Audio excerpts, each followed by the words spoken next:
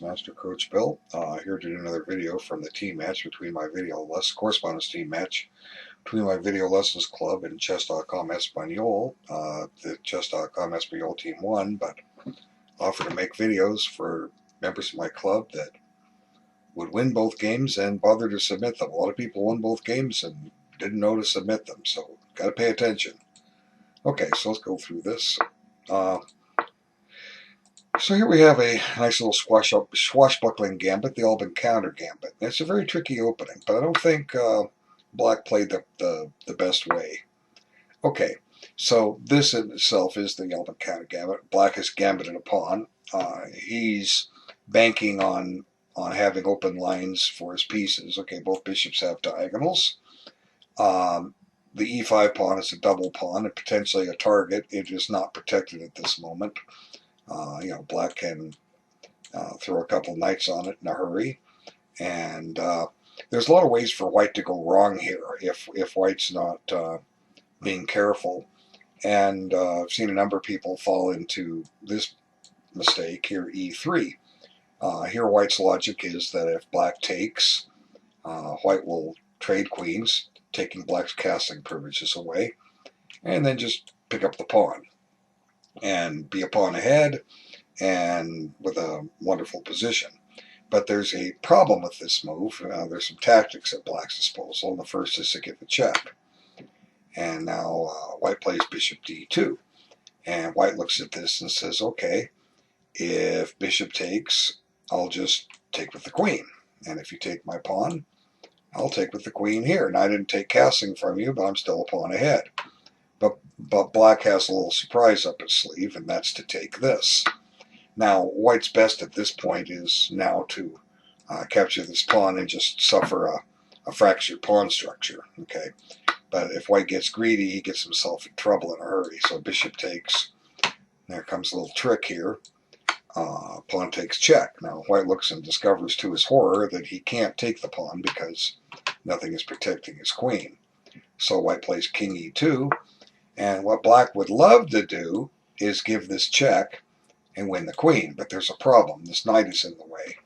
So, but Black has a winning position here, and the trick is to use this pawn effectively. Now, if you come down here and make a queen, White's going to trade queens with check, and then pick up the queen and the new queen. But the trick is here you want to make a knight with check. And suddenly White realizes to his horror he's busted. If rook takes, here's bishop g4 check, and there's no longer a knight to block here. So White really has nothing better than to put the king back here. And and after queen check here, White's in serious trouble here, and White's actually even down a piece because Black will be able to save this knight. For instance, king d2, here comes a queen check, and the knight is now protected, and Black has got the initiative. King is on the run, and all kinds of good moves are coming for Black. So anyway, that's just a trap. I felt, in case you hadn't seen it, you might want to know about it. So White plays the best move, knight f3. Now, Black's best move here is knight c6. This follows logic when it develops a piece. And there's many ways to go here. A lot of times White will play a3 here to take this possible check away, but the most common is to play g3. And one possible continuation is to play bishop e6, attacking the pawn. Okay, now knight bd2, and Black plays queen d7, and after bishop g2, bishop h3, White castles, Black trades, and then Black will play the move h5. And his idea here is to try to generate some kind of a kingside attack. Now White has resources here. We're not going to necessarily analyze this out to death, but White should be okay here. But Black still it's a fight. So, but c5 closes this diagonal. Okay. That might be a critical diagonal to use. It did not develop this knight. If our pieces don't come into play, we don't win. So that's one of the biggest draws with c5. Again, one could look it up.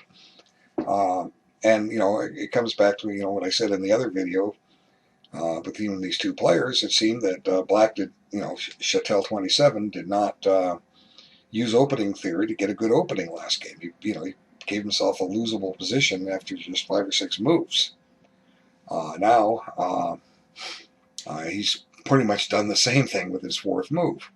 So White now is able to play this e3 move, and there's no bishop check. So now Black develops this piece. Now Black does get a passed pawn here, but White's getting his pieces out. White now has open diagonals for both bishops, and he develops one. And now he castles. Now White's not really afraid of knight takes e5 because there's potential pinning problems here on the file. So Black brings the bishop. Now it might have been more prudent to bring the knight over, so then I can come up to g6 and play on e5.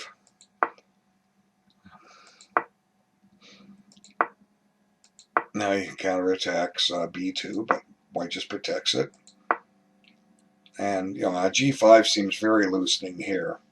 One nice thing about this opening for Black, especially when this pawn remains on c7 where it belongs, is Black has advanced and exchanged the center pawns, giving him open center files, but he's maintained the intactness of both his kingside pawns and his queenside pawns. You can't get a better pawn structure than this. That's one nice thing about this opening. There are a few openings that give Black this pawn structure, and this is ideal for Black. So it gives some merit to using the Alban counter gambit as a weapon. But g5 just loosens his position, and Black is pretty much attacking without really having anything to back it up. His king is uncastled, so his knight's still on the first rank. His rooks are not connected. His queen has jumped over to the queen side. It's not helping the king side attack. So White makes room for his bishop and just keeps developing. And we see another attack. Okay, now Black has succeeded in opening the file. But, White seems to have plenty of defense over there on the king side. He's got a knight and a bishop helping out. And, another knight is ready to come in if it absolutely has to. Knight's also eyeballing this nice e4 square. White is simply better here. Now Black gets castled. And White decides that, well, you know what, I'm a pawn up. I think I can take another one and beat you. And make Black prove that he has enough going here. And, White doesn't even care if he gives one of these pawns back, because he'll still be a pawn ahead. Now this shuts off the Black's dark squared bishop, and Black just trades it. But in the process, it opens up this diagonal for the dark squared bishop. And Black doesn't have a dark squared bishop anymore. His knights must cover those dark squares. Then you have a pawn to cover those dark squares anymore. Okay. So attacks a free piece, and Black or undefended piece. White just says, I'll attack your queen, and if you bother to take my queen, take my queen bishop pawn, I'm going to pin your queen against your king. So now White saves his bishop on d3, and Black's trying to generate something. He's getting his pieces over the king side now, but his main problem is he's down a pawn, and White owns those dark squares, and here comes a deadly check. And if the king steps this way, there's a discovery if we can't find anything better. So now, whoops, hit the wrong button. So king d8. Now White puts another piece into play. Now White's the one attacking. Black is trying to attack, but he didn't have a way to lure this bishop out of g3 so that he could mate on g2. And White just maintains an initiative attack here. And now the queen is trapped and must be surrendered. So now he's cleared the G file, but there's no more mate down there. So white has a completely winning game here, and it's just a matter of time here. And, grab a pawn with check. Throw another check in there. And now white brings his queen into play, threatening all kinds of nastiness. Attacking this knight, threatening a discovered check. Or that'd actually be a double check, a couple of double checks that could prove to be very fatal in a hurry. So black blocks the file, and white just continues his attack. This opens up a diagonal for the queen to come in, gets the pawn closer to promotion, takes away, well, I guess d7 was already covered by the bishop, but, just a strong move. So trading pieces doesn't really help black, unless white was going to mate him with those guys. And white just ignores the piece and says, I'm looking for mate here.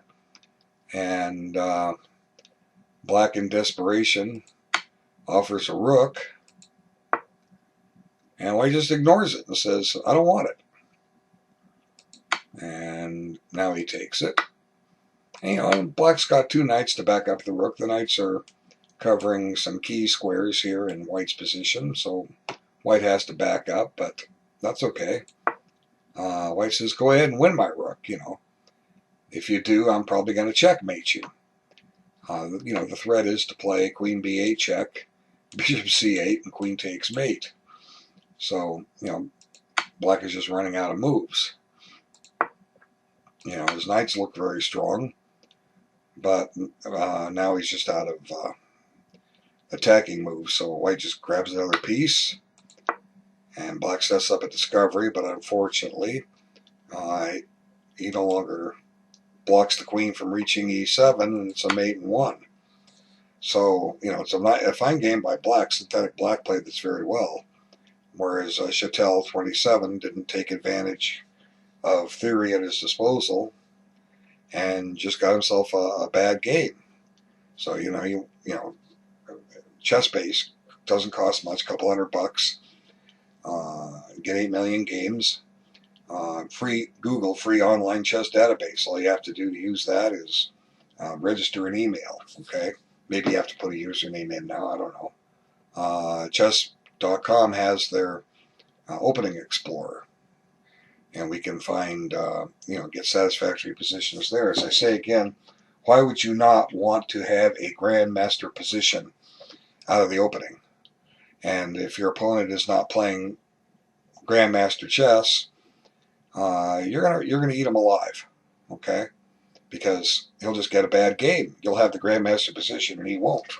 He'll have one of those positions they had 150 years ago, where the grandmaster gave odds of the queen and still won by checkmate in 15 moves. Okay, thanks for watching.